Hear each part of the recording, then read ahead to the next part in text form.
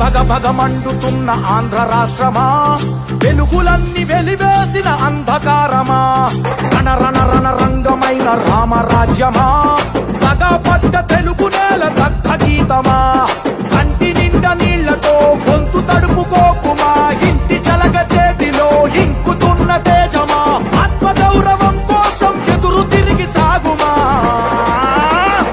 ఒక్క ఒక్క ఒక్క ఒక్క ఒకే ఒక్క అవకాశం చేసెను మోసం, దిక్కులేని రాష్ట్ర భవిత కాదా సాక్ష్యం. ఖచ్చితంగా రేపు రాబోయే రోజుల్లో ఆగిపోయిన ఇల్లు కానీ గతంలో రూపాయి వేసి తర్వాత ఆ గవర్నమెంట్లో కట్టినని చెప్పి బిల్లులు అవుతుంది పడినా సరే ₹1 కూడా ఇవ్వకుండా బిల్లులు ఆపేశారు.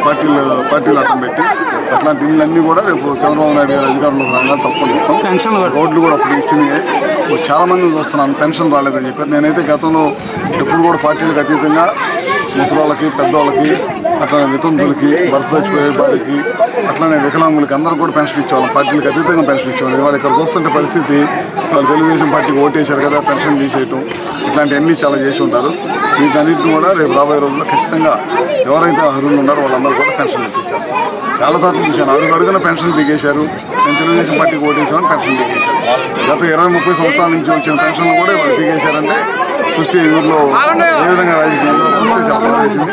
తప్పకుండా రాబోయే రోజుల్లో అందరూ కూడా పెన్షన్ ఇస్తాం. అందరూ కూడా పార్టీ అండగా ఉంటుంది.